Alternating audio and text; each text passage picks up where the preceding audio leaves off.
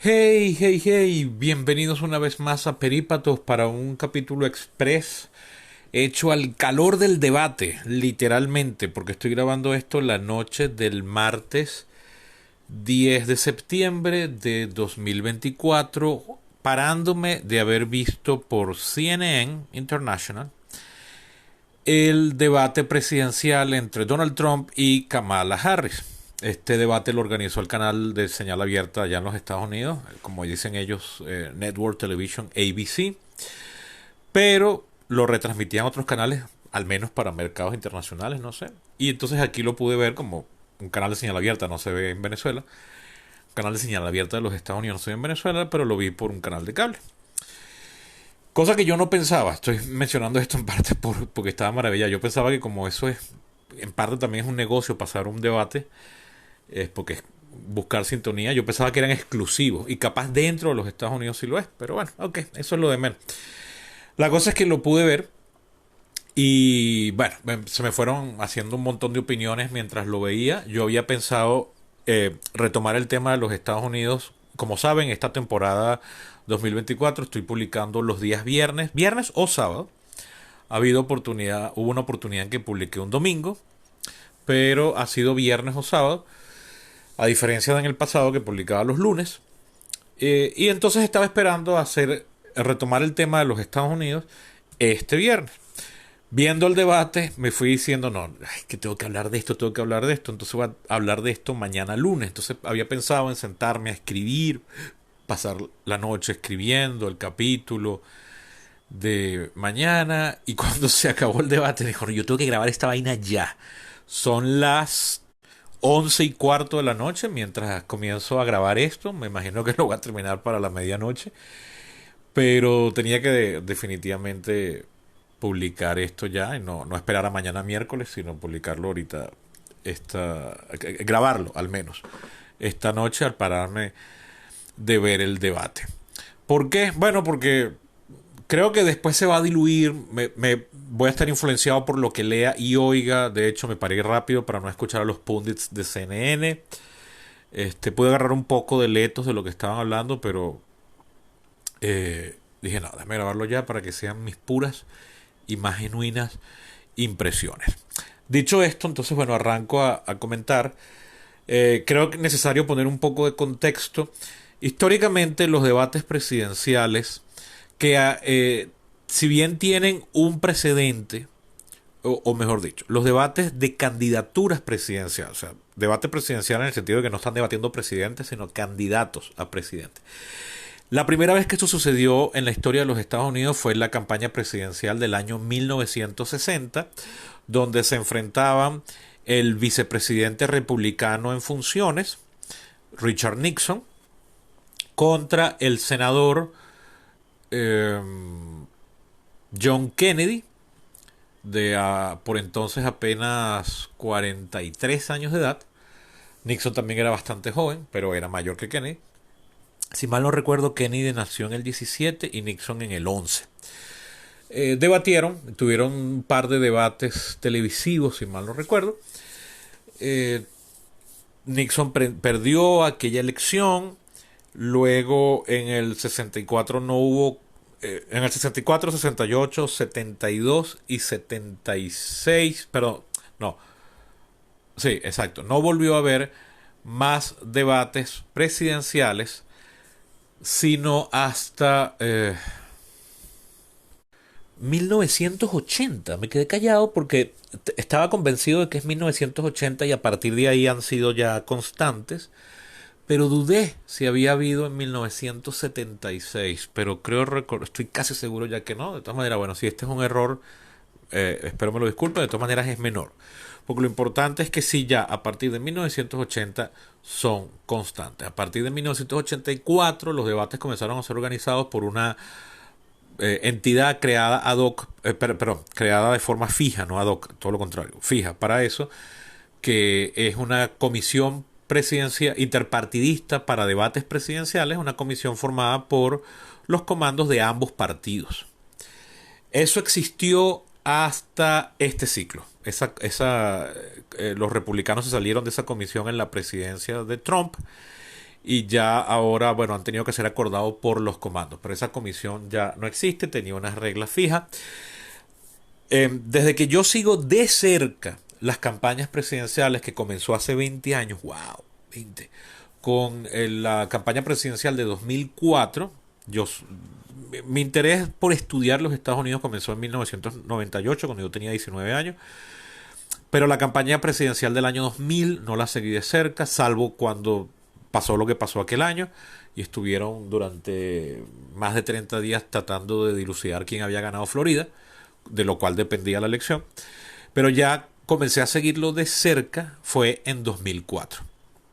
Y a partir de 2004 he visto los debates presidenciales de 4, 8, 12, 16, 20, 24. He visto 6 ciclos electorales con sus respectivas debates presidenciales. Usualmente, desde que yo lo sigo al menos, solían ser 3 debates presidenciales, o siempre han sido, eh, sí, 3 debates presidenciales y uno vicepresidencial.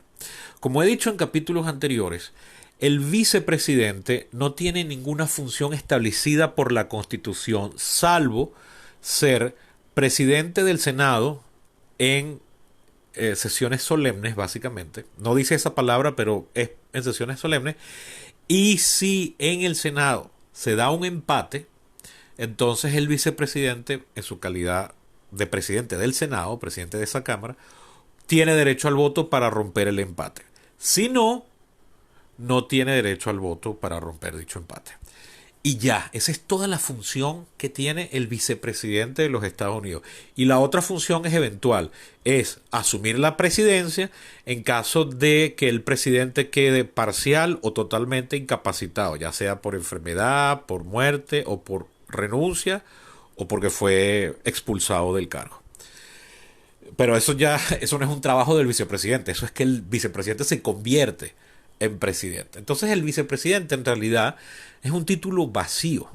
Como yo decía en capítulos anteriores, hemos visto en años recientes vicepresidentes que han tenido roles prominentes, pero eso es porque el presidente se los pidió, se los asignó, confiaban en ellos, querían colaborar de cerca, lo que fuese. Pero de resto no tienen trabajo. Ahora, entonces, ¿por qué un debate vicepresidencial?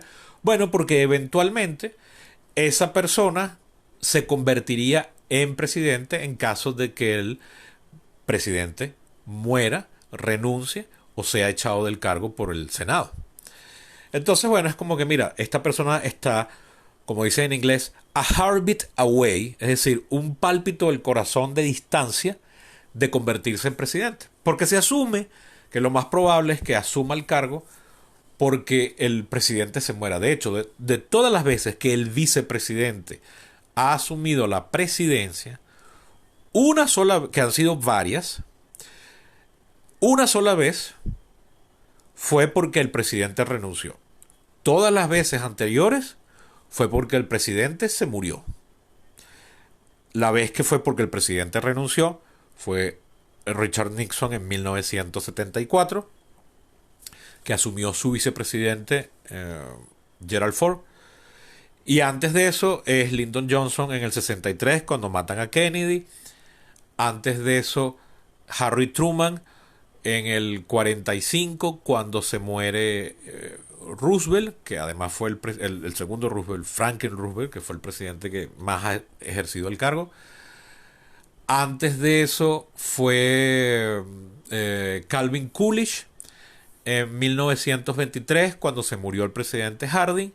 Antes de eso fue el otro Roosevelt, el primer Roosevelt, Teddy Roosevelt, cuando mataron al presidente McKinley.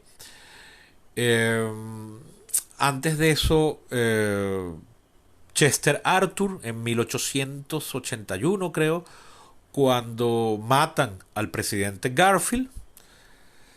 Y así, y bueno, ya esto se está extendiendo más de lo que ameritaba, ¿no? Entonces es importante hacer el debate del vicepresidente. Y luego los debates presidenciales solían ser 2 debates con los formatos que la gente conoce, que son un moderador haciéndole preguntas, 1 o 2 moderadores, solían ser uno, haciéndole preguntas por turno a los 2 candidatos. Y luego incluían un debate que a mí me gustaba mucho, que se llama en inglés Town Hall Meeting. que en castellano sería un cabildo abierto, que es que invitan a personas votantes, ciudadanos americanos con derecho a voto, en principio bajo el criterio de que no estén decididos todavía por quién votar. Ha sido desde que yo lo sigo el criterio para incluirlos, para que le hagan preguntas directamente a los candidatos por turno y ellos puedan responder y decir, mi contrincante aquí realmente no piensa eso y tal. Ese era el que a mí más me gustaba. Ese en 2020 no se pudo hacer, estaba programado, pero no se pudo hacer porque fue cuando a Trump le dio COVID. Entonces ese fue suspendido. Y para este año, llegando ahora a lo que sí importa, no se programó eso. Los que estaban pidiendo debate eran los, hasta donde he podido entender sobre este ciclo electoral, que lamentablemente no le he seguido tan de cerca como me hubiese gustado, como seguí el del 20, como seguí el del 16, el del 12, el del 8. Este ha sido de todos el que menos he seguido de cerca, pero lo he seguido quejo de cerca. Los detalles de esto, tengo entendido que el que estaba presionando por hacer debate era el comando de Trump. Y finalmente el comando de Biden decidió poniendo sus condiciones. Y para mi sorpresa, la primera decisión la primera sorpresa, porque fueron varias, era bueno, no hay town hall meeting, van a ser solamente 2 debates con algunas innovaciones que me gustaron. Por ejemplo, la de que no se incluyera público. Eso me pareció una innovación importante, porque ya en el pasado, pero desde el auge de Trump en 2016, uno se da cuenta que los presidentes están buscando los aplausos de la barra en el público, de sus acólitos que están en la audiencia, antes que responder la pregunta y todo eso. Entonces me gustó que eliminaran eso. Y bueno, lo de que se apaga el micrófono del que no está hablando, esto es por lo de que Trump, tanto en el 16 como en el primer debate del 20, constantemente interrumpía a su contrincante. Entonces se incluyó eso, pero lo que más me sorprendió es lo de que pusieron el primer debate en junio, antes de que tuvieran lugar las respectivas convenciones nacionales de los partidos, que son las que oficialmente nominan a los candidatos. Hasta ese momento son presuntos candidatos, desde el punto de vista legal, ¿no? Al final de cuentas todo el mundo sabe que ellos son los candidatos, ya tienen el voto de la mayoría de los, ya tienen ganado a la mayoría de los delegados a través de las primarias, etcétera. Pero lo cierto es que oficialmente la campaña comienza una vez que ya han tenido las convenciones. Eso quiere decir que desde el punto de vista estrictamente legal, la campaña presidencial viene siendo septiembre y octubre, o mediados de agosto, parte de agosto, septiembre y octubre. Ya noviembre casi no, porque la elección siempre es entre el 2 de noviembre y el 10 de noviembre. Siempre cae ahí, por como está fraseada el lenguaje en la Constitución, que establece que la elección tiene que ser el primer martes después del primer lunes. O sea, no es el primer martes después del primer lunes. Eso quiere decir que si un martes es 1 de noviembre, entonces no, esa no es la elección, es el siguiente. Porque hay que esperar que haya pasado un primer lunes. Muy loco, pero cosas de la mentalidad del siglo XVIII. Entonces, los debates siempre eran post convenciones porque ya eran oficialmente candidatos. Este se pone súper temprano, antes de las respectivas convenciones, muy, muy temprano. Oh, sorpresa, Biden termina teniendo un desempeño terrible, sembró de pánico al comando, no tanto al comando, sino al partido demócrata, a muchos votantes demócratas, a muchos donantes demócratas, y al mismo tiempo llenó de alegría y satisfacción a Donald Trump, al comando electoral de Donald Trump, al partido republicano y a los votantes republicanos, porque quedó francamente como una mejor opción ante un presidente que, independientemente de cómo ha sido su gestión, los que se le oponen dirán que ha sido la peor, los que la defienden dirán que ha sido la mejor. Lo cierto es que en el debate lució como una persona que no está apta para seguir en el cargo. Entonces, eso sucedió antes de las convenciones. Eso terminó produciendo, como ya sabemos, que el 21 de julio casi un mes después de aquel primer debate presidencial que había sido, si mal no recuerdo, el 27 de junio, Biden sintiera la presión de básicamente todo el mundo y decidiera retirarse en una movida histórica que no sucedía desde 1968, cuando Lyndon Johnson retiró su candidatura en marzo de aquel año, produciendo con eso el caos dentro del Partido Demócrata. Este año no fue así. Hasta ahí yo había grabado capítulo. La última vez que hice un capítulo donde hablase de los Estados Unidos había llegado a ese punto. De ahí para acá resulta que todas las voluntades del partido se coaligaron alrededor de la persona por la que Biden apoyó al retirarse y que dijo: yo quisiera que ustedes voten por esta persona. Era su vicepresidente, Kamala Harris, la primera mujer en ocupar ese cargo en la historia del país. Y muy rápidamente todas las otras grandes personalidades del partido que se pensó que podrían ser opciones reales con mucho chance y para el gusto de muchos, mucha mejor opción que Kamala Harris, ninguno quiso expresar su deseo de participar y al final todo coaligó y todos aquellos delegados que habían sido electos en las primarias para apoyar a Biden, al retirarse Biden ellos quedan liberados. Entonces ahora todos estos delegados decidieron, en su enorme mayoría, si no es que todos, apoyar la candidatura de Kamala Harris. Entonces, para cuando tuvo lugar la convención demócrata el 19 de agosto, ya Kamala Harris ya se había hecho virtualmente la elección de la candidatura, ya habían votado mucho antes de la convención los delegados y ya Kamala Harris tenía la mayoría de los mismos y en la convención lo que hicieron fue la coronación, es decir, la otorgación oficial de su candidatura. A partir de ahí desde el mismo momento en que se retira Biden comienzan a reactivarse otra vez las donaciones, comienzan a reaparecer apoyos que se habían distanciado del comando demócrata y comienza a haber un enorme entusiasmo por parte de los sectores juveniles que se entusiasman. Oye, esto sería... O sea, hay mucho votante en Estados Unidos y en todas partes del mundo que se entusiasman con cierto tipo de características en las candidaturas, que no tienen nada que ver con políticas públicas, sino que son factores mucho más etéreos y que son más de la naturaleza humana, que en realidad a mí, como politólogo, a veces me parece insólito que esos sean los criterios para escoger un líder, pero al final me tengo que rendir ante la evidencia de que si eso es por lo que la gente escoge, pues bueno, qué carajo, ¿no? O sea, yo no voy a poder cambiar eso. O sea, como analista mi rol es determinar, mira, esto es para a lo que a la gente le importa más, con independencia de si a mí eso me parece bien o no. Que es, por ejemplo, candidaturas, o sea, cosas como es chévere, me gusta que sea mujer, me gusta su actitud. O sea, no tiene nada que ver con su posición en políticas públicas. Eso fue justamente lo que le valió la enorme popularidad a Trump entre 2015 y 2016, que le permitió primero ganar la primaria republicana y después eventualmente ganar la presidencia sin haber ganado la mayoría de los votos populares, pero por esa particularidad del sistema constitucional de los Estados Unidos ganó el voto electoral, es decir, ganó el colegio electoral y con eso ganó. Y para mucha gente, incluso después se vio a partir de los estudios de Exit Poll, que mucha gente, o sea, un porcentaje considerable de gente que había votado por Trump en 2016 era gente que había votado por Barack Obama en 2012 y en 2008. Es decir, evidentemente para ese sector eran personas a las que les mueve este tipo de cosas de, oye, esto nunca lo habíamos visto, esto es diferente. En el caso de Obama, en el 8 y en el 12, era el hecho de que era joven, de que era negro, de que hablaba muy bien.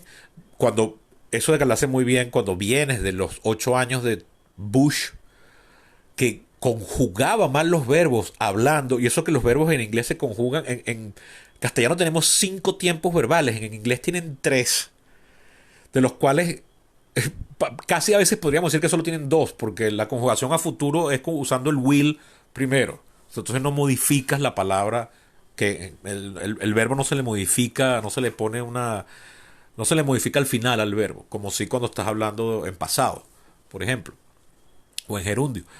Pero entonces es una lengua mucho más sencilla y sin embargo yo, que todavía no dominaba el inglés como lo domino hoy en día, aunque mi socio diga que yo no hablo un carajo, este, yo me daba cuenta de lo mal que hablaba Bush. Entonces cuando Bush Jr., entonces cuando veías a Obama como hablaba, entonces decía, no, aquí esto es diferente. Entonces esto entusiasmó a mucha gente.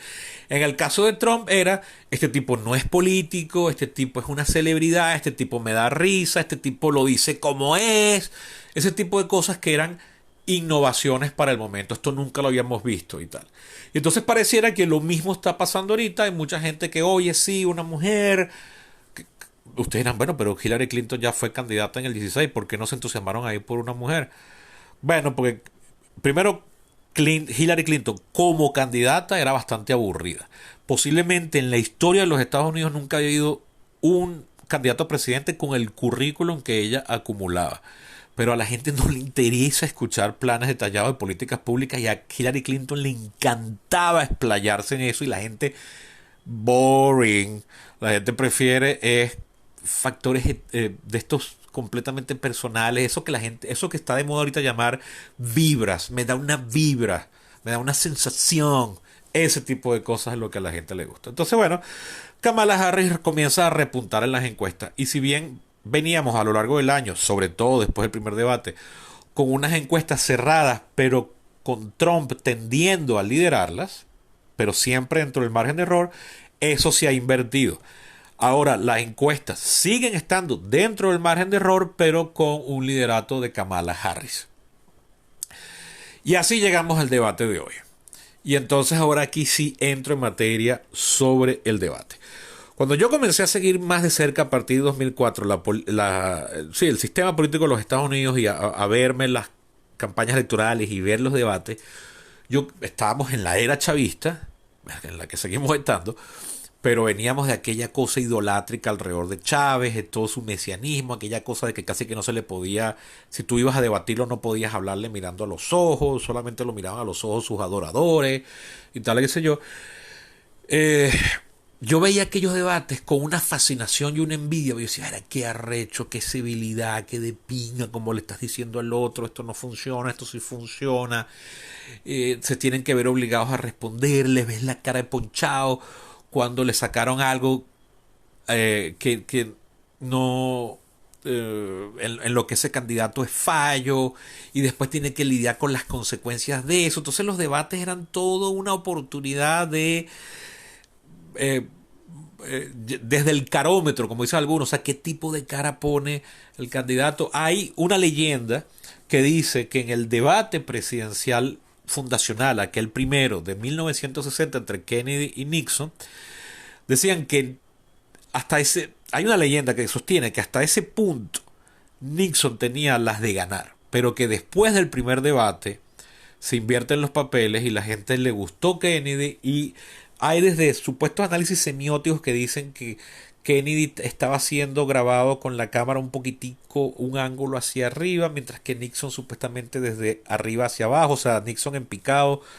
Kennedy en contrapicado, entonces uno se veía como agrandado, el otro se veía como empequeñecido. Eso se lo escuchó una vez un profesor de fotografía, pero después nunca he leído más de eso, más nunca. Pero lo que sí he leído es que Kennedy suspendió su campaña 2 o 3 días antes, o sea, paró la campaña, no siguió haciendo campaña para prepararse para el debate, mientras que Nixon, que quería visitar todos los estados, estuvo haciendo campaña hasta el mismo día del debate en la mañana, entonces que lucía cansado, sudado, sin afeitar, dice la leyenda, bueno, no, esto no es leyenda, que la mamá de Nixon era hijo único, lo llamó al terminar el debate para decirle por qué él no le había dicho a ella que él estaba enfermo.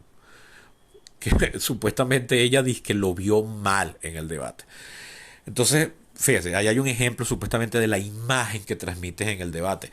En 1992, el primer debate presidencial entre Bush Sr., entonces presidente, el gobernador Clinton y el empresario Ross Perot, supuestamente hay un momento en el que Bush sale viendo el reloj, entonces supuestamente, según algunos, su campaña presidencial no levantó después de eso, porque viendo el reloj supuestamente estaba transmitiendo la señal de que esto me ladilla, yo quiero salirme de aquí, entonces ¿qué está escondiendo el presidente? Esos son exagerados. Todos esos casos, como el de Nixon y Kennedy, como el de Bush, Clinton y Perot, todos esos son exageraciones de eh, semiólogos autoproclamados que hipertrofian momentos anecdóticos.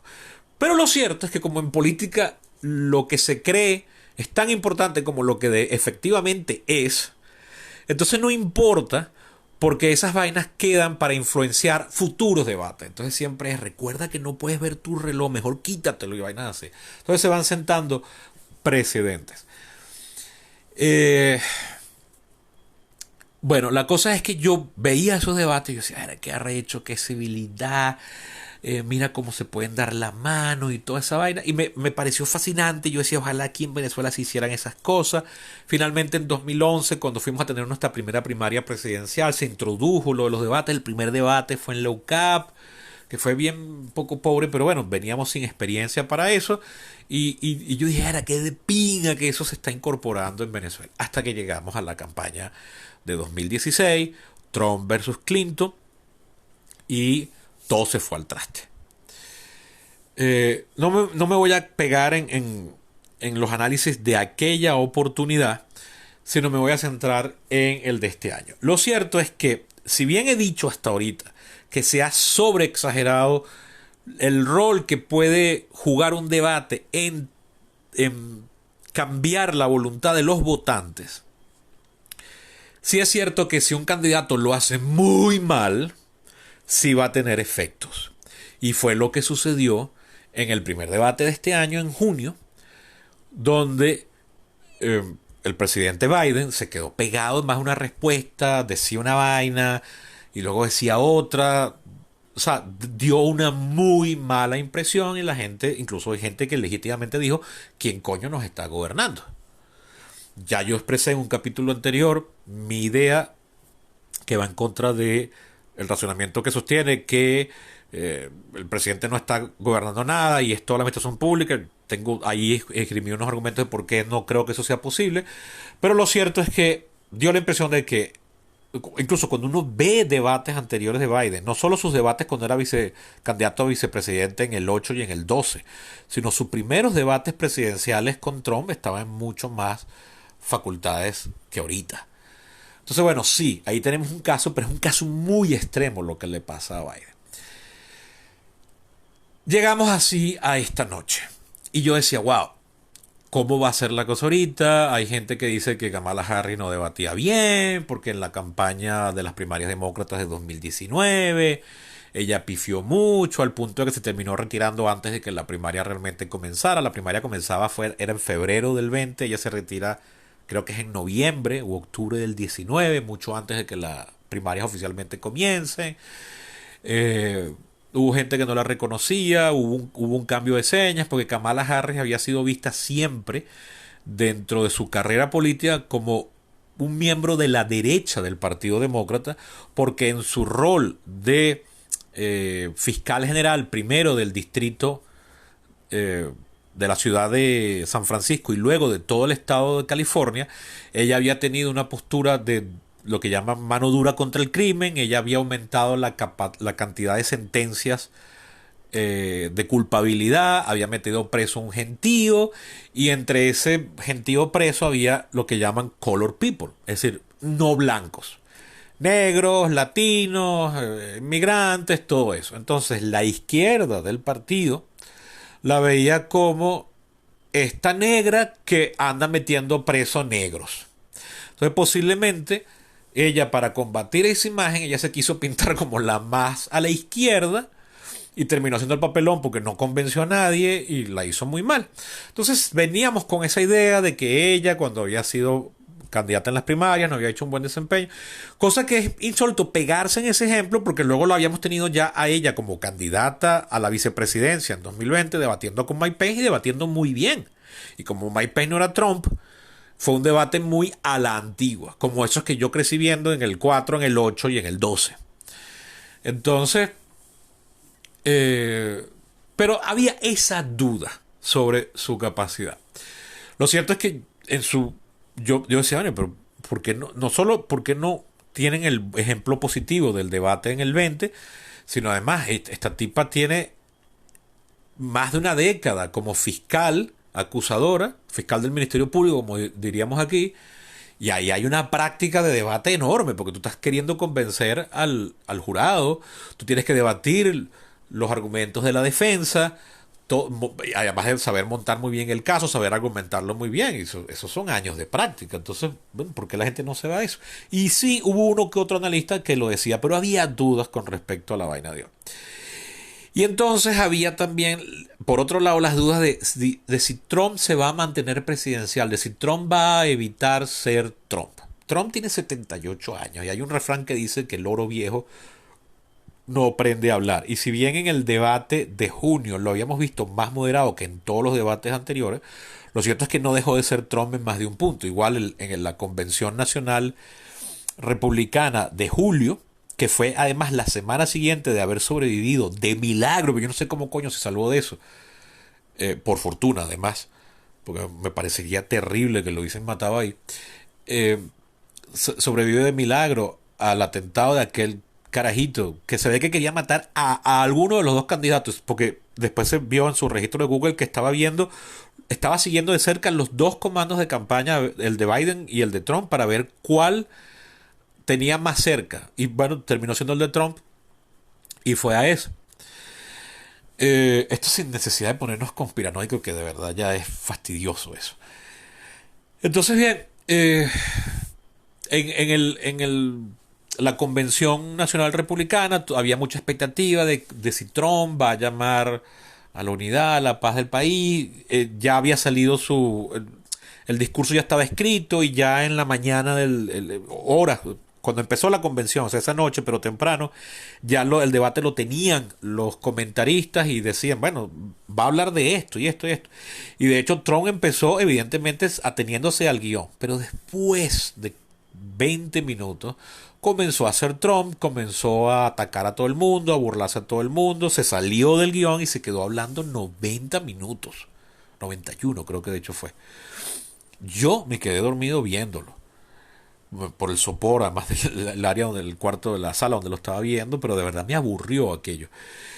Entonces había la cosa de que, bueno, ahora que ya Trump se le cayó el argumento de que él estaba enfrentándose contra un viejo enclenque que no puede mantener una idea en un debate, sino ahora se va a enfrentar con una persona 19 años más joven que viene de haber sido fiscal de distrito, que tiene una buena experiencia montando un caso, que además es mujer, y a Trump se le nota que cuando debate con mujeres es otro peo diferente que cuando debate con hombres, cuando no debate, cuando argumenta, cuando intercambia ideas.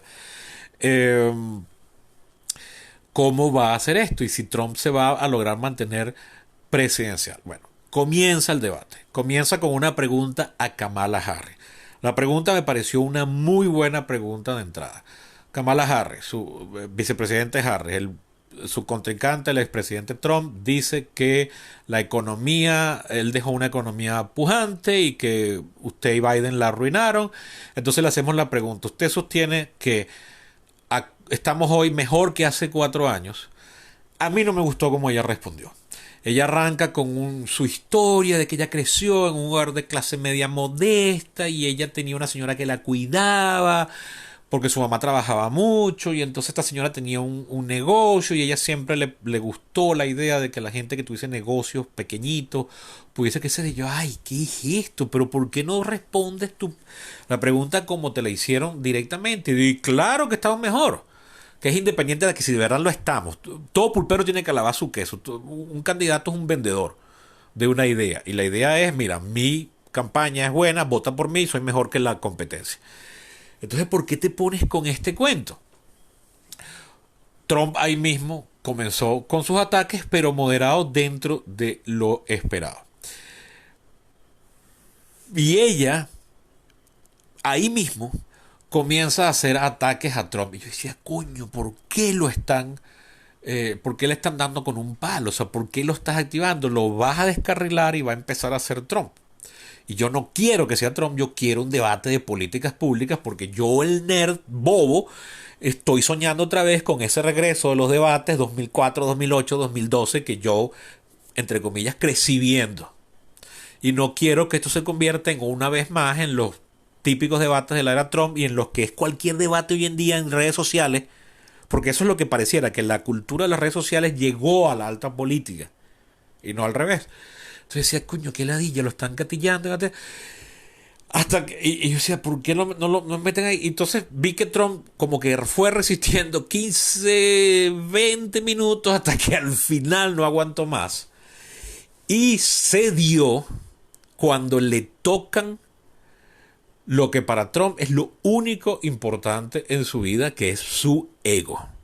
Y ahí la perdió. Y cuando llegó a ese punto, yo dije, nah, ya entendí por qué estaba Kamala Harris buscando esto, que evidentemente también lo había intentado Biden en el debate de junio, con resultados pésimos, pero ahora Harris lo logró. Trump la pierde y deja completamente de debatir políticas públicas y lo que hace es interrumpir para aclarar cuándo fue aquí el momento cuando ella dijo que a los meetings, a los rallies de Trump, o sea, a los actos públicos de campaña, no está yendo mucha gente y la gente se sale antes de que termine. No joda, le tocaron a Trump en la tecla, la pierde a partir de ahí. No respondió a la pregunta que le estaban haciendo y a partir de ahí no lo hizo más. Y la perdió. Ahora bien, si el votante promedio y los que vemos esto como público en cualquier parte del mundo estuviésemos haciendo una ponderación mesurada sobre políticas públicas, actitud presidencial y vaina, es claro que Trump hizo el ridículo en este debate. Y quedó muy mal. Lamentablemente, ojo, hubo momentos en los que Kamala Harris no me gustó cómo respondió. De hecho, voy a partir una lanza por Trump, que Trump nunca hizo algo que Kamala Harris hizo dos veces, que es por lo que Trump era famoso en los debates anteriores, que era interrumpir, o sea, hablar con el micrófono apagado mientras el otro está hablando. Lo hizo muchas veces mientras hablaba el moderador, que estaba tratando de plantear una pregunta o responder.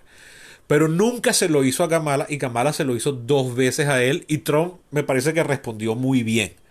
Que es, perdón, yo no he terminado de hablar, estoy hablando. Y Kamala tuvo que quedarse callado. Fueron dos buenos momentos para Trump, pero que dos buenos momentos contra varias decenas de malos momentos no hacen la diferencia. Y eso que me parecía que Trump tenía en algunos momentos, o desde su postura y su comando de campaña, tiene unos cuantos buenos argumentos. Por ejemplo, me parece que uno de los más fuertes que tiene es el de yo levanté barreras arancelarias contra los productos que vengan con China y los demócratas me los criticaron. Si son tan malos, ¿por qué los dejaron vigentes? Porque eso es verdad. Biden no ha retrocedido, no ha revertido en nada las políticas de Trump de confrontación con China. De hecho, en buena medida las ha intensificado, porque Trump lo que hizo fue iniciar una guerra comercial con China, pero las tensiones por Taiwán que le estallan es a Biden no se dieron con Trump. Biden las respondió incrementando lo que era una guerra comercial con una tensión, una posible tensión bélica. Entonces, en ese sentido, sí ha habido una escalada desde la era Trump. Ese es un buen argumento de Trump. Mira, si mis aranceles y mi guerra comercial están malas, ¿por qué ustedes lo han dejado? Y de hecho, ahí me pareció que Kamala Harris batió la pregunta, o la toreó sin de verdad responderla. Pero no importa, porque el debate dejó de ser un debate de políticas públicas muy temprano para volverse en la gallera que ha sido desde que Trump es candidato en 2015, cuando primero hacía eso dentro de la campaña republicana y luego lo llevó, porque como eso le dio el éxito allá adentro, eso lo llevó luego a la campaña presidencial y como le dio el triunfo en la presidencia, pues ya se quedó así. Ahora bien, ¿qué es lo que yo lamento realmente? O sea, desde el punto de vista, si tiene sentido, yo no sé a mí nunca me convencen los métodos de cuantificar lo que es esencialmente cualitativo. Las impresiones sobre un debate son eminentemente cualitativas. Hay cosas que se podrán cuantificar, pero esta conclusión mía de que un debate lo ganó uno o lo ganó el otro, son análisis cualitativos. Es como debatir opiniones. O sea, si a mí me gustó mucho una película, si a mí me gustó mucho Avatar de James Cameron en 2009, en estos días debatía con alguien que la odió, que se quería salir del cine cuando fue a verla y tal. En realidad no hay forma, salvo 2 o 3 punticos aquí y allá, no hay forma de debatir eso, porque son impresiones que calan en nuestra opinión. Las opiniones no son debatibles en realidad. Por eso realmente un debate de críticos de cine a mí me parece una cosa no muy productiva. Lo puedo ver, puede ser buen entretenimiento. De hecho, los he visto y los he tenido con colegas críticos y me hacen ver cosas como, coño, qué bolas, yo no lo había visto así como lo estás viendo tú. Pero no cambian mi impresión. O sea, a mí hay gente que odió Inside Out intensamente, la película de Pete Docter hecha por Pixar en 2015, que tiene ahorita una secuela en cartelera. Pero hay gente que la detestó. Y yo he escuchado los argumentos de por qué la detestaron. Y yo, mira, ese elemento que tú estás señalando yo no lo había visto. Pero no cambió mi gusto por esa película. A mí esa película me sigue pareciendo una obra de arte 10 de 10. Pese a que entiendo los argumentos del que me dijo que no le gustó y por qué no le gustó. Entonces igual pasa aquí. Yo puedo hacer un análisis cualitativo de por qué el debate me pareció que fue más perjudicial para Trump. Y quienes me están oyendo, yo creo que ya no me oye gente que proclive a los republicanos o que quiere que gane Trump o que le pareció que la campaña, los 4 años de presidencia de Trump fueron buenísimos. Y que llaman a los demócratas socialistas, que Kamala Harris. Yo creo que ya, que me conste, creo que son 1 o 2 personas que sé que tienen esa opinión y me siguen oyendo y les agradezco muchísimo, los respeto. Wow, qué valientes son, qué de pinga que tienen la capacidad de oír a alguien que piensa bastante diferente a usted. Pero yo creo que la gente a la que a mí me gustaría llegarle simplemente no me oye y punto. Entonces, bueno, tengo la temor de que la mayoría de la gente que me está oyendo piense igual ya indistintamente, así no hayan visto el debate. Ahora bien, en cuanto al efecto que eso va a tener sobre la campaña presidencial de los Estados Unidos, yo creo que de nada sirve. Porque estos debates que son activarle el ego a una persona con un ego muy frágil y luego comenzar a tener que decir a cada rato uno de otro, eso que estás diciendo es mentira, eso que él dice es mentira, eso no es verdad, al final no termina aportando nada. Entonces, desde el punto de vista de lo que a mí me emociona de un debate político, este debate de hoy, por más que ha sido el mejor desde 2016, es una mierda. Porque el efecto del debate es que el votante pueda decir, verga, incluso que el votante pueda decir, verga, a mí me gustaba Harris o me gustaba Trump, pero ahora no estoy seguro. De hecho, eso pasó en el debate de junio. Hubo un gentío que vio el desempeño de Biden y dijo, marico, este hombre no está bien. Pero pasó también que mucha gente cuando se decía, verga, pero es que la opción es que Trump vuelva a ser presidente y no quiero. Gente que hasta ese momento era pro Biden, pero lo vio en el debate y dijo, verga, chamo. Yo sí conozco personas, amigos que son ciudadanos americanos, que o sea, son venezolanos, pero que tienen ya décadas viviendo allá y se han nacionalizado, y saben bastante de política y la entienden. Me dicen, chamo, yo creo que me voy a quedar en mi casa y no voy a votar ese día. Y yo le decía, ¿tú sabes lo que eso significa? Que tú detestas a Trump, eso es que Trump gane. Sí, coño, marico, pero es que, verga, chamo, es que no sé. O sea, de verdad, eso les genera un conflicto. Porque, ¿qué sucede? Que los Estados Unidos de hoy, pero en el mundo de hoy en general, pero vamos a quedarnos con los Estados Unidos, realmente la política está muy bipolarizada. O vamos a decir simplemente polarizada y se entiende que son bi. O sea, se entiende que son 2 polos. La gente que va a votar por Trump es en buena medida porque Trump le fascina porque les gusta que habla como es, que les dan la madre, que los arrecha, o quizás incluso más probable, porque detestan demasiado a los demócratas, detestan demasiado a los liberales, detestan demasiado a esta gente que entonces se pone en Twitter cuáles son sus pronombres, she, they, o lo que fue, she, her, perdón, o his, her, que haya que tener que estar aclarando eso, gente que entonces no le gusta decir black people, sino dicen African American, gente que es excesivamente política, detestan demasiado eso, gente que según verán ellos que le tiene declarada la guerra a la religión, a las tradiciones que son de origen religioso, como dicen ellos, War on Christmas, que entonces ya tú no puedes tener una fiesta de Navidad en la empresa porque entonces eso es ofensivo para los que no son cristianos. Entonces esa gente se ladilla y que bolas que esta gente vaya a gobernar, voy a tener que taparme la nariz y votar por Trump. E igual pasa al revés. Entonces, al final, he terminado concluyendo que estos debates son estériles. Al menos mientras se sigan conduciendo como estos, cuando haya una personalidad como la de Trump. Uno podrá decir, mira, en 4 años ya, así Trump gane ahorita, en 4 años ya no va a ser candidato porque no lo puede ser más. Que por cierto, si Trump gana ahorita va a ser desde el punto de vista etario lo mismo que Biden, porque Biden salió electo a la edad que tiene Trump ahorita, a los 78. Salió electo, pero tenía 79 cuando asumió en enero siguiente, ¿no? Porque Biden es de noviembre, de finales de noviembre, 30 de noviembre es el cumpleaños de Biden. Entonces, bueno, yo creo que son muy estériles cuando al final no importa que tú debatas con políticas, porque, por ejemplo, ¿a qué me estoy refiriendo? Casos concretos.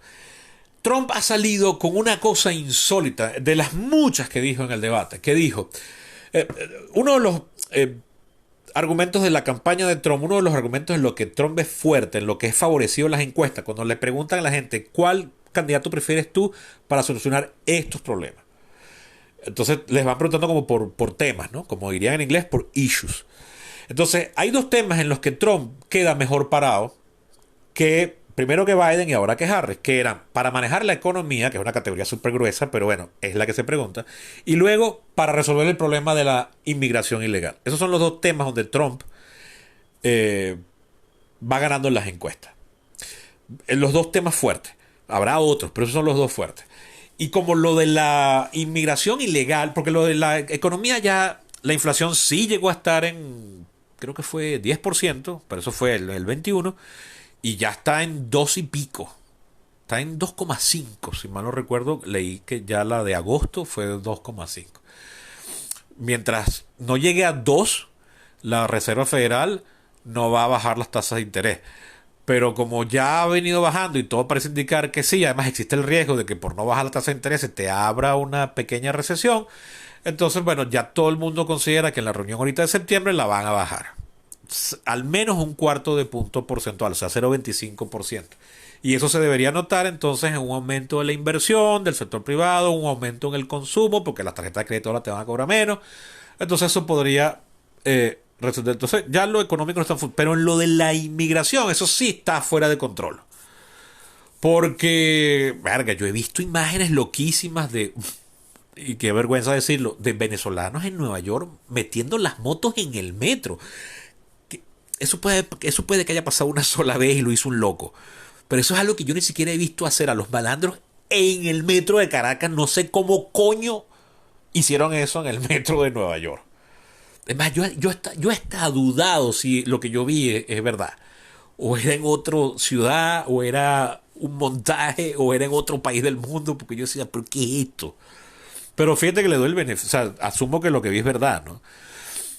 Y supongamos que es mentira. La imagen es que los venezolanos están haciendo desastre, que hay un montón de haitianos. Entonces Trump ha dicho, Trump que considera que ese es su fuerte, que vendiendo el terror de lo que están haciendo los inmigrantes en ilegales que han llegado en masa, y sí es verdad que están llegando en masa, de una forma que en el siglo XX no llegaban así. Así llegaban en el siglo XIX, pero en barco. Y era una cosa regulada, o sea, pasaban por los puertos, las aduanas, pero los Estados Unidos es el fenómeno migratorio más grande en la historia de la humanidad. Nunca se ha visto un fenómeno migratorio como lo que los Estados Unidos ha recibido desde el siglo XVIII. Pero esto de entrar así ilegalmente por la frontera y correr a refugiarse, sí de verdad que no se había visto en esta magnitud. Entonces ahí Trump tiene un punto, ¿no? Entonces yo conversaba con una exalumna que vive en Argentina, pero que está muy metida en redes sociales y que de hecho ella es de la que si lo que se dice en redes sociales incluso no sea verdad, pero si se está diciendo eso impacta muchísimo. Es algo que es debatible, pero yo creo que ella tiene un buen punto ahí. Yo de hecho estoy de acuerdo con ella a cierto porcentaje. Ella me pasaba un video que está circulando en TikTok donde un influencer del coño decía que en un sitio en Colorado, en Denver, habían un montón de inmigrantes venezolanos, porque el tipo lo dice venezolanos, lo dice en inglés, habían invadido una propiedad, un edificio y habían sacado a las familias que vivían ahí. El tipo no muestra evidencia, todo el tiempo dice me lo contaron, me lo contaron, me lo contaron. Eso puede ser puro embuste, pero la gente ve ese video y lo riega y lo riega y lo riega y se crea una matriz de opinión. En política no importan los hechos, importa lo que la gente está diciendo y creyendo. Entonces, bueno, Trump tiene ahí un fuerte. Entonces agarra y dice en el debate que en Springfield, en Estados Unidos hay como 27 ciudades que se llaman Springfield, ¿no? Pero uno de los tantos Springfield queda en Ohio. Entonces que en Springfield, Ohio, inmigrantes ilegales haitianos se están robando a las mascotas para comérselas. Trump ya tiene diciendo eso desde hace rato en en sus mítines. Y Kamala Harris, cuando le dan el turno de palabra, dice, eso es mentira, el city manager, que Springfield es muy pequeña, no tiene alcalde, tiene un gerente, city manager sería un gerente de la ciudad, que es un cargo que no es de elección popular, pero en la práctica viene siendo como un alcalde, ¿no? Eh, le preguntaron sobre eso y decían, no hay ningún reporte, nadie ha puesto denuncia, aquí está el registro. Y de hecho el moderador, que eran dos, era un hombre y una mujer, los dos moderadores, dijeron, no hay registro de eso. Y Trump insistía e insistía, insistía, decía, no hay registro de eso. El city manager dijo que nadie ha puesto denuncia de eso, nadie ha reportado esa vaina. Pero Trump insiste en eso. Luego, otro punto que incluso salió antes que ese, que es algo que Trump viene diciendo en sus mítines desde hace tiempo, un punto en el que él es débil, es en lo de que Trump no es el que eliminó el derecho al aborto. Trump lo que hizo fue nombrar 3 jueces de la Corte Suprema de Justicia con probadas posturas conservadoras con respecto al tema del aborto, a quienes eventualmente en 2022 les llegó un juicio que hizo que revirtieran una sentencia anterior del año 1973 llamada Roe versus Wade. Roe contra Wade sería la traducción real en castellano, que es la famosa sentencia de los años 70 que hizo al aborto legal en todos los Estados Unidos. Hasta ese punto, el aborto era legal en algunos estados y en otros no. Y en los que no estaba muy penado quien se practicase el aborto. En el año 73 subió un caso, que es Roe versus Wade, que entonces la Corte Suprema falló a favor de que las mujeres, por su derecho a la privacidad, se podían hacer un aborto sin restricción alguna en el primer trimestre. En medicina, en medicina, para medir los trimestres de un embarazo, los meses no son de 4 semanas, sino de 5. Entonces, en el primer trimestre, multipliquen 5 por 3, o sea, durante las primeras... esto serían 15 semanas, no hay restricción alguna para el aborto. Una mujer se puede practicar un aborto sin ninguna consideración. En el segundo trimestre entiendo que hay ciertas consideraciones. Y en el tercer trimestre, es decir, en los meses 7, a partir del mes 6, 7 y 8, porque ya en el 9 nace la persona, no se puede hacer un aborto. En ninguna parte de los Estados Unidos, ni la anterior sentencia, Roe versus Wade, la sentencia que revirtió Roe versus Wade se llama Dobbs contra Asociación de Mujeres de Jacksonville, que es la capital de Mississippi. Trump tiene rato diciendo en la campaña que los demócratas quieren lo que ya han hecho en algunos estados, que es que se pueda abortar en el último trimestre, incluido en el noveno mes, y incluso diciendo algo insólito, que el bebé puede haber ya nacido y se le ejecuta después. Eso es un invento, eso no ha sucedido en ninguna parte de los Estados Unidos, en ningún estado de los Estados Unidos eso es legal. Ningún gobernador, él decía que el antiguo gobernador de West Virginia, eso no es verdad. Yo no sé qué hecho real agarró Trump para distorsionarlo y salir con ese cuento. Y la anterior sentencia, el año 73, no permitía abortos en el último trimestre. O sea, si una persona, un médico y una mujer practicaban un aborto en el octavo mes, eso era ilegal. Y en ningún estado de los que tiene actualmente legalizado el aborto se permiten los abortos en el tercer trimestre. Y mucho menos, Trump dice, porque si ya nació es una ejecución, es un asesinato. Es verdad, y un asesinato de un neonato es un delito de grave, o sea, lo que llaman un high crime allá.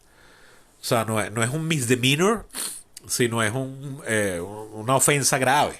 O sea, por eso se te da una buena pena por esa vaina.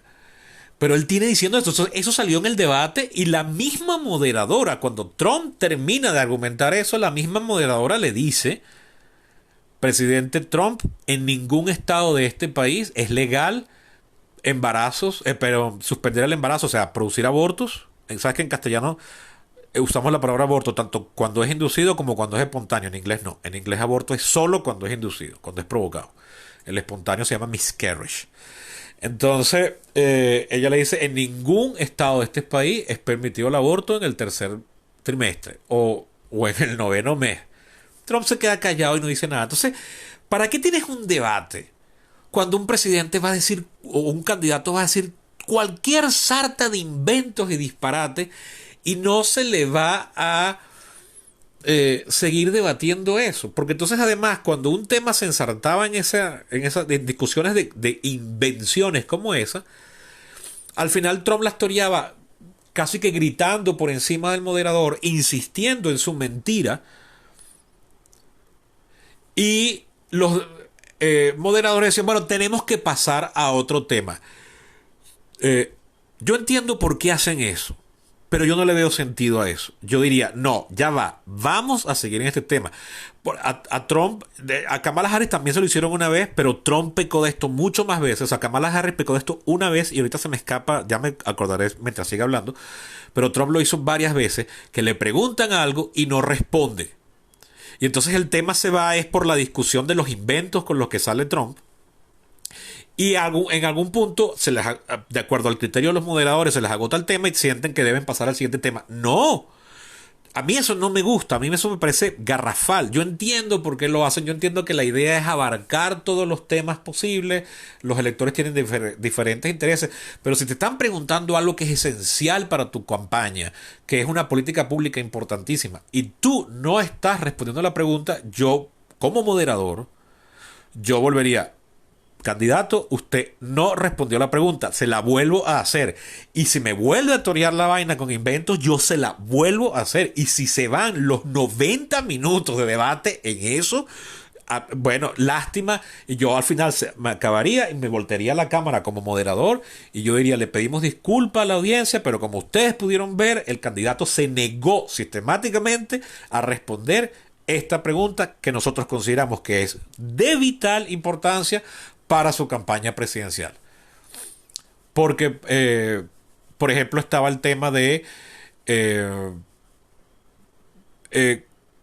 Kamala Harris le saca a Trump en cara que, aunque ella tenía una postura diferente con la de la inmigración, ella, como presidenta del Senado, por ser vicepresidente, ella ayudó a negociar una ley que iba a ser muy dura para la inmigración y que prácticamente era una ley republicana. O sea, era el Dream Bill de los republicanos. Pero como eso hubiese implicado que ya Biden iba a implementar un cierre de frontera súper draconiano como el que está prometiendo Trump, Trump dijo públicamente, y esto me consta porque lo vi decirlo, que él no quería que esa ley se aprobara, y entonces los republicanos más acólitos en la Cámara de Representantes, en el Senado, Trump no las tiene fácil, pero en la Cámara de Representantes sí, allá hay hay mucha más gente afín a él de lo que hay en el Senado. Entonces, la Cámara de Representantes torpedearon la ley y no se terminó aprobando. Entonces lo confrontan con eso, le dicen, presidente Trump, ¿usted por qué, si usted quiere una ley dura, por qué esa ley, que como dice la candidata aquí, era prácticamente lo que usted está pidiendo, usted está prometiendo como candidato, usted por qué la torpedea? No responde. También le hicieron otra pregunta esencial. Usted en 2016 hizo una campaña diciendo que quería eliminar Obamacare. Y que por cierto, aclaro aquí algo. Esa ley no se llama Obamacare. Esa ley se llama Affordable Care Act. O sea, ley, aquí vendría siendo ley, de cuidados asequibles. ¿Ok? Es una traducción rápida, pero es eso. Los republicanos en su momento, para criticarla, la llamaron Obamacare y eso cuajó y se quedó así y la gente en el común diario lo llama Obamacare. Eso no es que Obama era un proto Chávez y le ponía su nombre a sus propias legislaciones. No, nada que ver. Esto lo digo porque hay gente que me lo ha dicho. Venezolanos, por supuesto. Le dice, usted dijo que quería eliminar Affordable Care Act, mejor conocida como Obamacare, pero no lo logró, nunca especificó qué quería en su nueva ley y ahora tiene la oportunidad de hacerlo otra vez. ¿Cómo quisiera usted que fuese esa ley? No lo explicó. Sí explicó por qué al final se quedó con la que había y la dejó pasar y trabajó con eso. Entonces ahí la toreó a media, pero en su momento cuando fue presidente, cuando fue candidato la primera vez, luego cuando fue presidente y ahorita nunca se ha molestado en especificar cómo sería esa ley que en su opinión sería terrific, mucho mejor que la que está en vigencia, que es la que promovió Obama. Que por cierto, una aclaratoria, las leyes no las hacen los presidentes en los Estados Unidos, ni tampoco las hacían aquí. Las leyes las hace el Congreso en su calidad de poder legislativo. Legislativo quiere decir el poder de legislar. Legislar es hacer leyes en latín. Legislare. Legislar es hacer leyes. Claro, un presidente puede presentar un proyecto, pero al final el que tiene que elaborarlo es el Congreso. En el caso de los Estados Unidos, las dos cámaras. Cada cámara la aprueba. O sea, una cámara hace un proyecto, la otra cámara hace un proyecto. Se supone que tienen que ser el mismo. Cuando no son parecidos, se crea una comisión entre las ambas cámaras para que definan un proyecto semejante. Y si no se parece al de ninguna de las dos cámaras ya aprobado, entonces hay que volverlo a mandar a las dos cámaras para que finalmente voten en ese proyecto. Y solo ahí se lo mandan al presidente. Cuando Trump no pudo cambiar Obamacare, no fue porque él no quiso cambiarlo al final, es porque el Congreso no lo logró. Nunca tuvieron los republicanos los votos. Hay una escena que eso yo lo vi en vivo en su momento por televisión, cuando todo el mundo estaba esperando a ver por quién iba a votar John McCain. John McCain estaba de permiso en el Congreso porque estaba en fase terminal de un cáncer de cerebro que lo terminaría matando. No había estado asistiendo al Congreso en todo aquel año y fue nada más que para votar en esa moción de abrogar lo que se conoce comúnmente como Obamacare, y siendo republicano votó en contra de la propuesta republicana. O sea, Trump no pudo cambiar Obamacare porque los republicanos no pudieron pasar la ley en el Congreso. O sea, en realidad esa culpa no es tanto de él.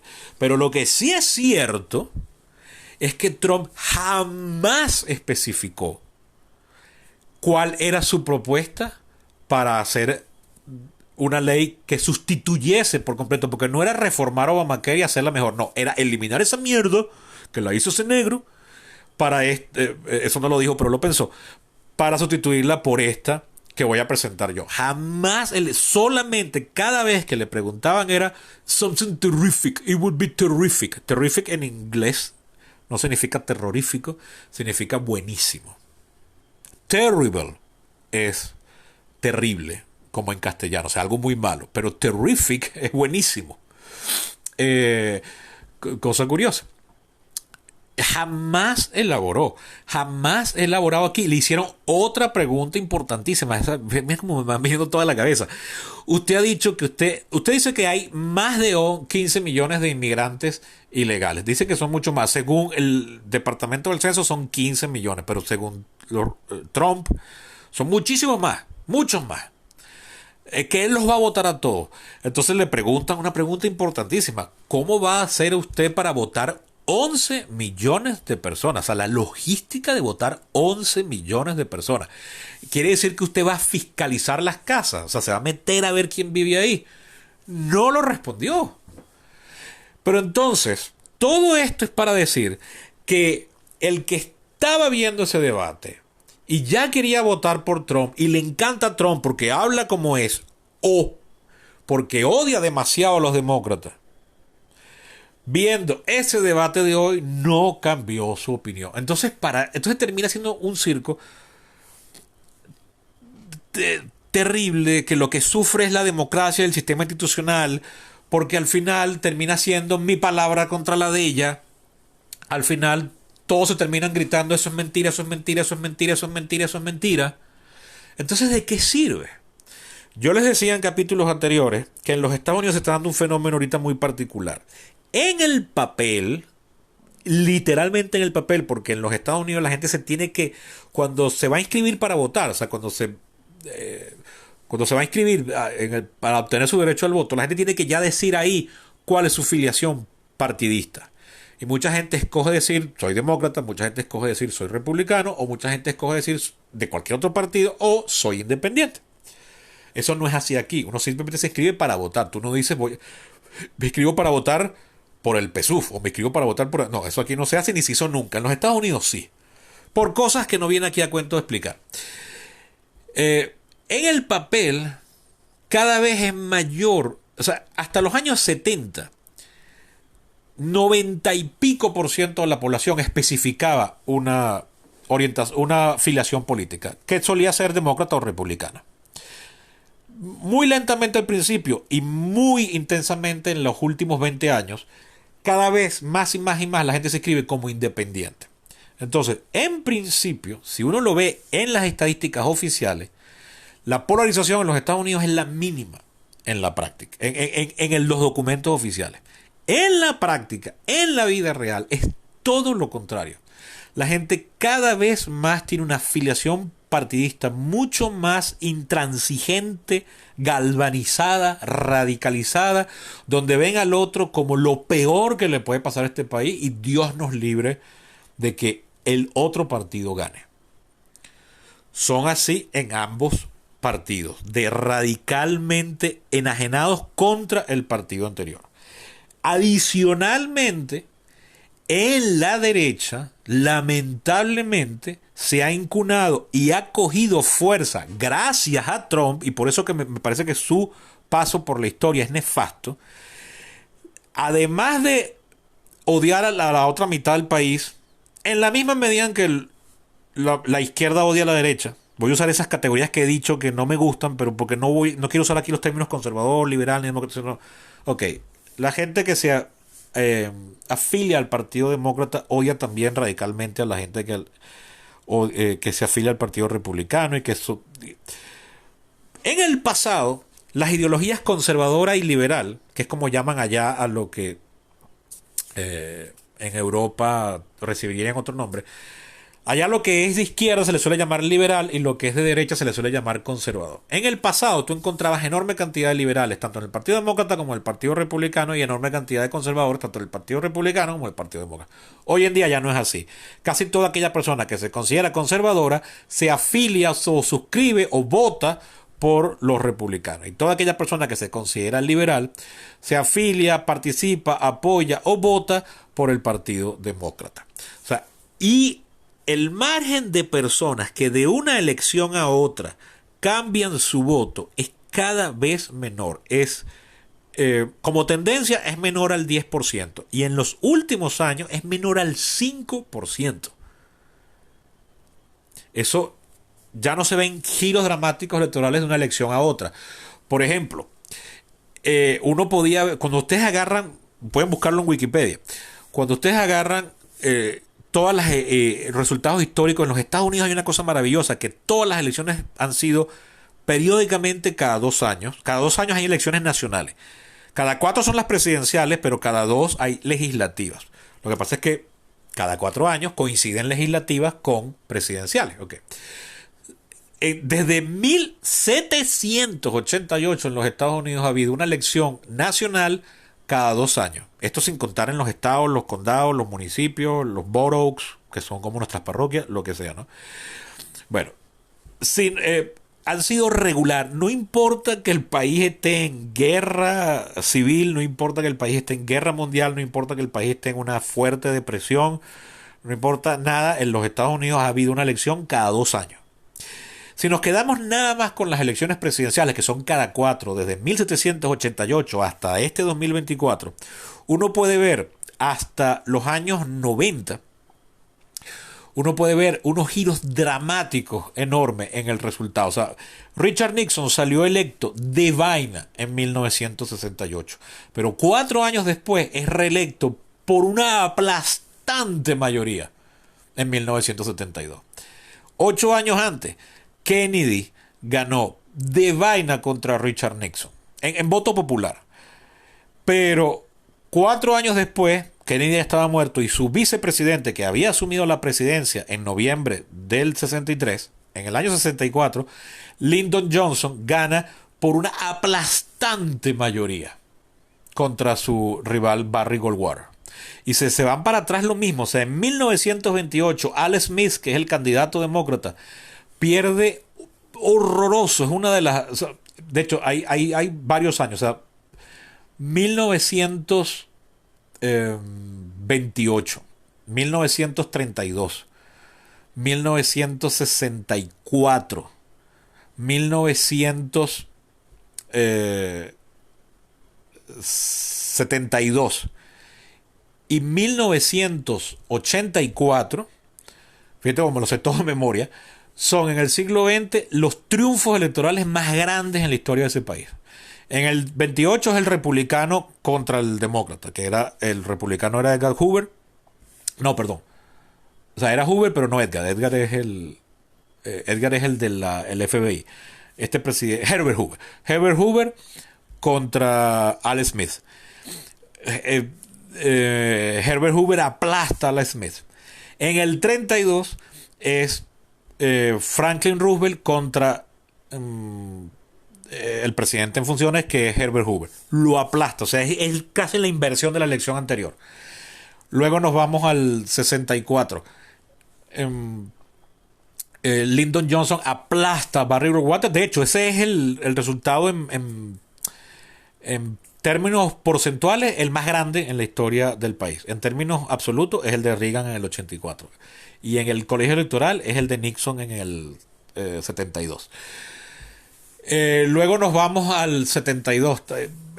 Richard Nixon, que había ganado de vaina en el 68, aplasta a el demócrata, que ahorita se me va el nombre, McGregor, no, pero lo tengo por ahí, era senador por Dakota del Norte.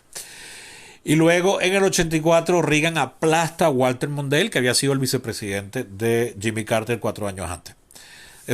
Pero ya a partir del año 92, o sea, todavía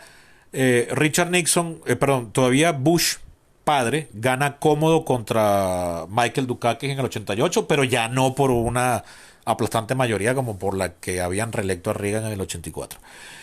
Pero a partir del 92, aunque Bush perdió, lo que le saca a Clinton es menor al 10%. Y eso que ahí había un tercer candidato, que era Ross Perot. En el 96 todavía la diferencia es menor. Ross Perot se volvió a lanzar, sacó menos. En el año 92 había sacado 18%. En el año 90, estoy diciendo todo esto de memoria, en el año 96 creo que saca 6%. Pero igual en ninguno de esos 2 años Clinton logra superar el 50% de los votos. En el año 2000 Bush gana la presidencia perdiendo el voto popular por menos de 3%. En el año 2004 la gana, pero por apenas un 51% contra un 49%. Eh, Obama gana por 8 puntos a McCain en el 2008, luego le gana por 6 puntos, si mal no recuerdo, o por 5 a Romney. No, mentira, por menos, porque McCain sacó 45, Romney sacó 47, Obama sacó en el 8 53 y en el 12 sacó 52. Todo esto lo estoy diciendo de memoria, pero estoy casi seguro que es así. Luego Trump pierde el voto popular, pero por menos de 3 puntos en el 2016, pero gana el colegio electoral y es presidente. O sea, cada vez más los márgenes de victoria de quien sea que gane son menor. Es decir, que lo que está definiendo la aguja de esa balanza es un 5% del electorado. Por eso es que en las encuestas no hay un claro ganador. Había una tendencia hacia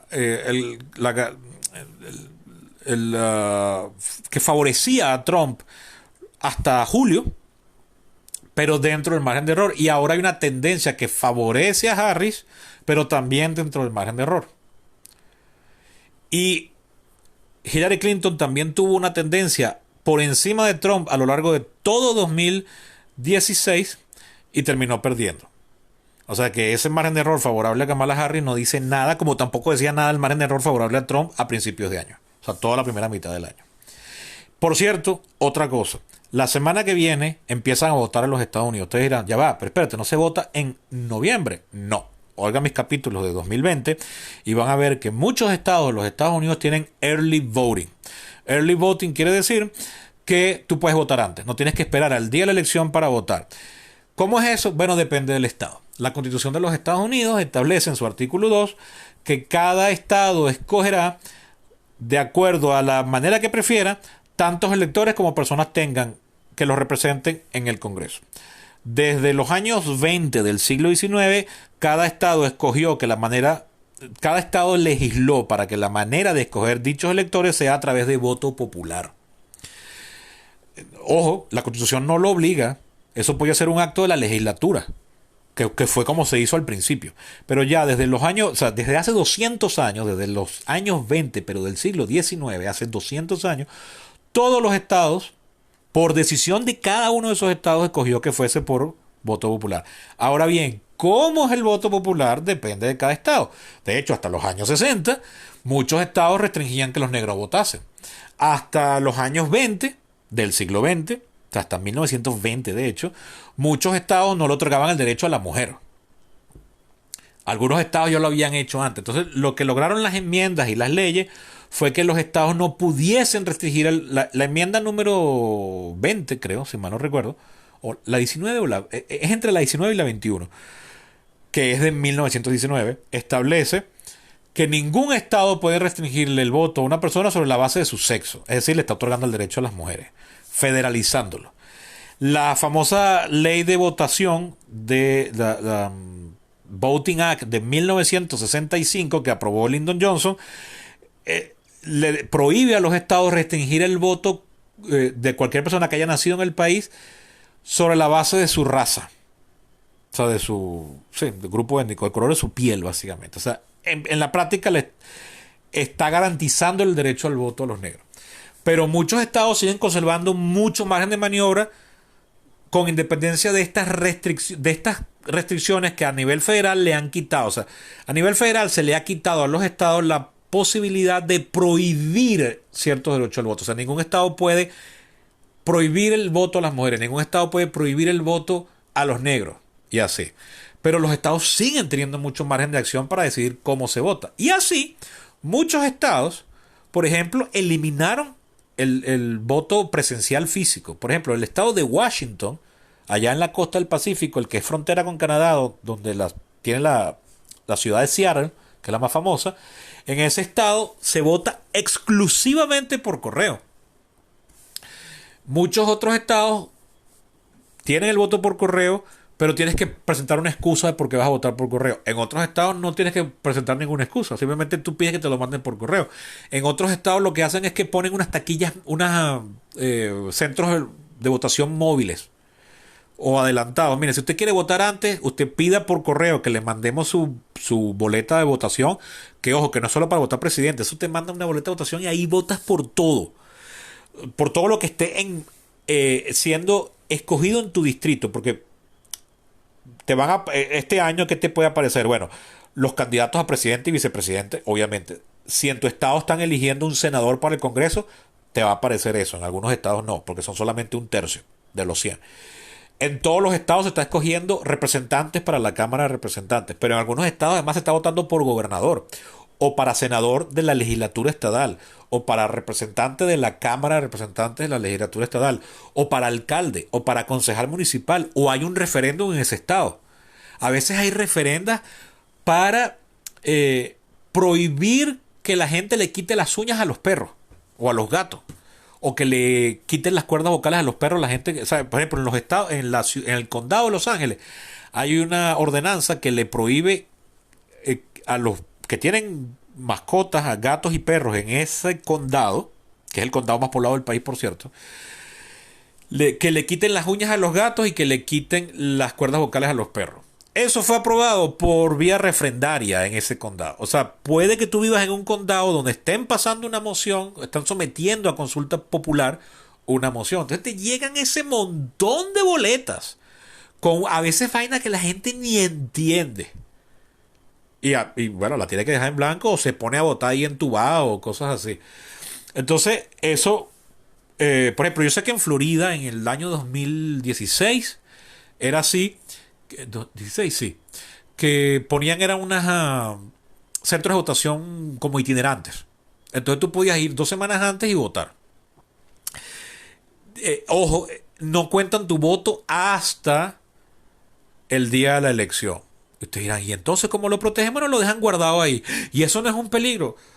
En Estados Unidos no. Ojo, ese no es el único país. En India se votó este año para renovar el parlamento, que como es un sistema parlamentario, eso establece quién va a ser el primer ministro. Como India ya es el país más poblado del mundo desde el año pasado, que superó a China con 1.400 millones de personas. ¿Tú sabes lo que es que 1.400, bueno, ok, 1.400 millones de personas no todos votan, pero estaríamos hablando de 900 millones de personas? ¿Tú sabes lo que es que 900 millones de personas voten un único día? No, no hay forma humana de hacer eso.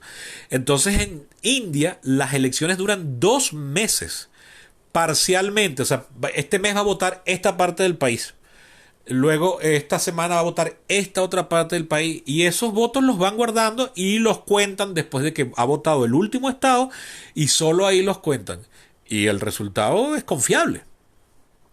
Igual en los Estados Unidos. Ahora, ¿qué cosa es terrible de Trump? Que Trump, solo por su ego y solo para legitimar sus derrotas, ha dicho en 2 oportunidades que eso no es confiable. Ojo, en los Estados Unidos, eso de que en Washington se vota solo por correo, es así desde los años 90. Creo que es en 1992 cuando Washington aprobó eso. Y ha habido voto por correo en los Estados Unidos desde el siglo XIX. Y otra cosa curiosa, en los Estados Unidos no existe el documento de identidad equivalente a nuestra cédula. La gente vota simplemente diciendo su nombre. Llegan y dicen Sebastián Cova. Además, en un país donde no hay la costumbre de poner 2 nombres y donde legalmente no se te exige tener 2 apellidos. Entonces, en Estados Unidos hay la inmensa mayoría de la gente tiene un solo nombre y un solo apellido. Imagínense ustedes la cantidad de gente en los Estados Unidos que se llama igual. Yo no sé cómo coño se las arreglan para no tener cédula así. Y sin embargo, lo logran. Y es confiable. No de ahorita. En el pasado se han hecho montones de estudios. Yo en los primeros capítulos de la serie que hice en 2020 sobre las elecciones presidenciales de los Estados Unidos, yo ahí sí especifiqué los estudios que lo han hecho. Ahorita no lo voy a hacer porque ya eso lo publiqué. Búsquenlo ustedes si quieren, pero se los digo confiadamente. En los Estados Unidos se han hecho desde hace décadas diferentes estudios para ver la posibilidad e impacto y alcance de fraude electoral. Al que acusa Trump, que es el de que mucha gente vota ilegal. Y nunca se ha podido demostrar. Sí, se ha hallado casos de una persona que votó y que no podía haber votado, o que votó usando el nombre de una persona, pero a veces, en algunos casos son, por ejemplo, en algún estado, no sé en qué estado fue que en estos días vi que solo se han encontrado 48 personas que votaron, pero es un estado donde votan varios millones de personas. 48 personas y cometieron fraude electoral, pero cuando tú después se analizó por qué fue fraude, era porque se llamaban igual que otra persona y, o sea, no es parte de una movida electoral de fraudulenta. Fíjense cómo son los fraudes electorales con los que han pasado en otros países que no son Estados Unidos, países del tercer mundo, países de América Latina, países que hablan español, países donde hay presos políticos. Miren cómo son los fraudes en esos países. Es simplemente diciendo un resultado total y completamente inventado la noche de la cierre de las urnas. No es como dice Trump. Y además, las acusaciones que hizo Trump en 2016 fueron llevadas a corte. Y ninguna corte, ni siquiera la Corte Suprema de Justicia, donde hay 3 jueces que fueron nombrados por Trump, no es que fallaron en contra, es que ni siquiera aceptaron los alegatos porque decían que no había prueba en la presentación del caso. O sea, que es como un juicio antes del juicio, que es donde se analizan los méritos para presentar el caso y estaban mal argumentados, no presentaban, o sea, decían, gente dice que, pero no había presentación de documentos, no había nada, no llevaban testigos a la presentación del caso. O sea, eso se analizó enorme cantidad de veces entre noviembre y enero de 2020-21. Y sin embargo, Trump sigue insistiendo en eso, como el montón de mentiras que dijo esta noche. ¿Y de qué sirve? Igual un gentío va a votar por él. Entonces, estos debates donde se está debatiendo, una persona quiere debatir en serio políticas públicas y yo creo que si hubiese sido un debate en serio de políticas públicas, a Kamala Harris la podrían haber pillado en más de una oportunidad. No importa porque al final son mentiras, son mentiras, son mentiras, son mentiras. Uno de los que acusa que el otro está mintiendo dice la verdad y el otro miente cuando dice que el otro está mintiendo. ¿Cuál es cuál? Al final no importa porque el que es trumpista igual va a votar por Trump. El venezolano que me esté oyendo ahorita, que le encanta Trump desde 2017, por el motivo que sea que le encanta, oirá esto y dirá, qué bola Sebastián, qué bola el hijo de Antonio Coa, que no ve lo que yo veo. Y van a seguir siendo trumpistas. Entonces, ¿de qué sirven estos debates? Aquellos debates fabulosos que yo crecí viendo entre Bush y Kerry, entre McCain y Obama, entre Romney y Obama, no veo cómo van a volver ahorita. O sea, ya no son lo que pasa ahorita. Y mi temor es que por el legado de Trump, eso quede ahora como la nueva moda. Entonces no sirvan de nada estos debates. Entonces, si ese va a ser el futuro, para mí que dejen de hacer esta vaina. Esto tenía sentido cuando eran como era antes. Y tú pillabas al otro candidato y tú veías, mira, qué bola, no respondía bien, titubeó aquí, este le dijo en su cara que tal vaina. Eso me gustaba. Este le dijo, eso que está... Yo me acuerdo del debate, el segundo debate Romney-Obama en 2012. Hay un punto donde Romney quería agarrar a Obama diciendo, sí, se está invirtiendo mucho menos en las Fuerzas Armadas ahorita que hace tantos años. Y entonces Obama le responde, sí, gobernador Romney, estamos invirtiendo mucho menos en bayonetas y en caballos porque las guerras ya no se pelean así. Y eso era antes lo que consumía tanta plata. Ahorita se usaban mejor los recursos. ¡Pum! Le desmontó el argumento a Romney. Si quieren, del otro bando, en el debate Bush-Kerry del año 2004, yo me acuerdo que Kerry estaba hablando, Bush promovía una política que era la de los vouchers, que era para solucionar el problema de las escuelas públicas que están en muy mal estado. A los alumnos que fueran buenos, se les iba a dar unos vouchers para ir a estudiar a otras escuelas públicas, porque eso se escoge por distrito, o incluso a colegios privados para que los aceptasen y los pagase el Estado, y por eso eran vouchers. Entonces Kerry decía que eso no era un mal programa, pero que él prefería otra solución. Entonces Kerry se ponía a hablar de cómo un gobernador había resuelto un problema, y cuando a Bush le dan la palabra, Bush dice, el gobernador tal que aquí al senador Kerry le gustó, que por cierto, ese gobernador aprueba y utiliza los vouchers, y tú ves que Kerry se ríe. Eso fue un buen punto. Y hay uno que yo era muy niño para haberlo visto, pero lo he visto ahora o sea, leído sobre ello en los libros de historia, están en YouTube. Yo lo mencioné aquí en un programa, en un capítulo anterior. Hay un buen ejemplo de eso cuando el primer debate presidencial de 1984, Reagan tenía entonces 72 años para aquel momento. Había sido electo con 69, creo. Y de ser reelecto, Reagan se iba a convertir en el presidente de mayor edad en la historia del país. Récord que tuvo hasta que lo venció ahorita Biden. Y ya en la campaña, Reagan había cometido algunas pifias, hablando de cómo a él le encantaban los Dodgers de Nueva York, olvidándose que los Dodgers de Brooklyn, perdón, se habían movido a Los Ángeles en los tempranos años 60. Entonces, la campaña de Mondale había decidido ya, vamos a atacar a este hombre con lo de que es muy viejo. En el primer debate, que eran dos moderadores, sale el tema. Y le dicen, presidente Reagan, si usted es reelecto, usted se convertirá en el presidente más viejo en la historia de este país.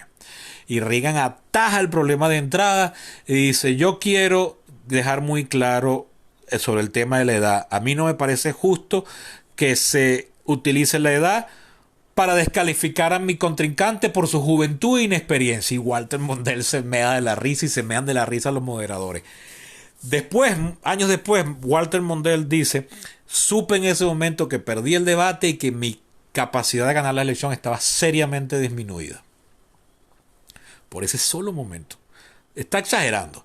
Pero lo cierto es que el tema de la edad, Reagan lo batió y la sacó del campo con una excelente respuesta, porque además Reagan, como era actor de formación, que como actor era bien mediocre, pero era actor, había sido... tenía un carisma para responder y echaba chistes y de verdad era otro peo. Si tú lo comparabas con lo que venía, que Carter era bastante gris y aburrido y Nixon había quedado tan rayado como lo había quedado, y Gerald Ford era una persona que tenía pifias públicas, se caía, o sea, se cayó un par de veces y tal y qué sé yo. Reagan de verdad, que era muy mayor que todos los que acabo de nombrar, sin embargo tú lo oías hablar y ustedes lo buscan hoy en día.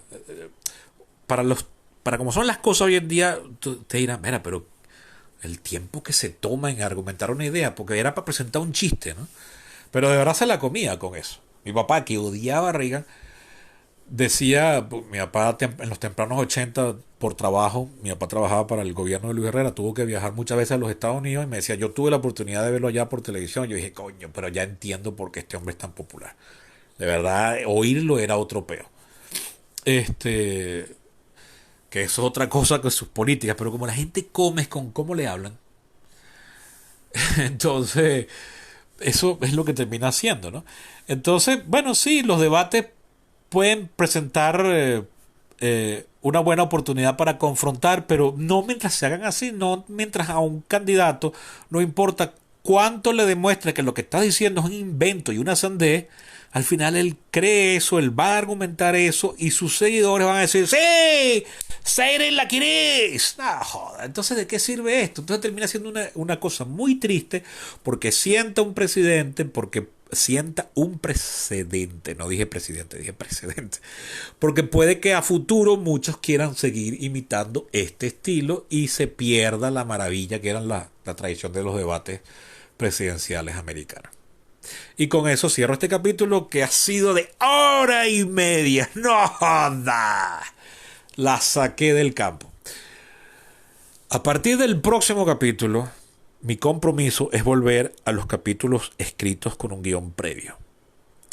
Para que sean de entre 20 y 30 minutos. Y si puede ser de menos de 20, mejor. Pero este fue hecho al calor del momento. Espero que hayan seguido oyéndome hasta el final. Y me despido. No sin antes recordarles que sería maravilloso que si a ustedes les gusta este podcast lo apoyen económicamente. Es solo un apoyo, es solo una contribución. Como saben bien, lo han podido oír gratis todo este tiempo y pueden seguir oyéndolo gratis mientras yo lo siga haciendo. pero yo también tengo que comer. Y ayudan a comer apoyándolo con apenas $1 mensual. Pueden apoyarlo más. ¿Cómo? Yendo a mi Patreon, que se escribe patreon.com/perípatos. De todas maneras, si no me están entendiendo, aquí abajo en la caja de información hay un enlace que se llama, donde digo, visita mi perfil en Patreon. Hacen clic ahí y los manda a mi Patreon y ahí pueden donar $1 mensual, $2 mensuales, 3, 4, 8, 16, 32, 64, lo que ustedes gusten. Y ayudan a que este podcast siga saliendo. También pueden ayudar haciéndoselo llegar a todas aquellas personas que creen que les pueda gustar, interesar, ser de utilidad, resolverle problemas o enardecerlos. Y así me despido desde Caracas, Venezuela. Sebastián Cova, su politólogo de confianza, tratando de reconstruir la tradición y redisciplinarme a hacer este capítulo semanal. Bueno, este está saliendo, ya es miércoles, pero el viernes pasado salió otro. Así que bueno, ha habido dos en menos de una semana. De todas maneras, la cadencia debería ser todos los viernes. Hasta la próxima.